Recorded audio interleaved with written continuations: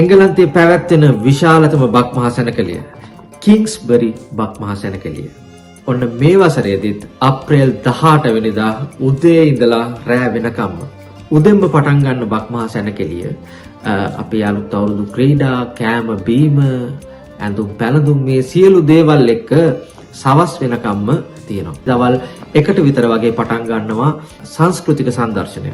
ඉතින් ඒ වෙලාවට බලා ගන්න පුළුවන් ලස්සන නැටුම්, ගැයුම් සියලු දේවල්. සහ මෙතන තව විශේෂ කාරණාවක් තියෙනවා. හවස 6:00 ඉඳලා රාත්‍රී 11:00 වෙනකම් සංගීත ප්‍රසංගයක් පැවැත්වෙනවා. ඒ සංගීත ප්‍රසංගයට ශ්‍රී ලංකාවේ ජනප්‍රිය ගායන ශිල්පිනියන් කිහිප පළක්ම පැමිණෙනවා.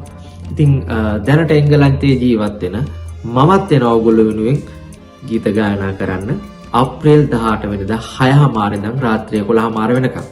ඉතින් මේ ආරාධනය ඕගොල්ලන්ට බොහොම ආදරයෙන් ආරාධනා කරනවා අපිත් එක්ක එකතු වෙන්න.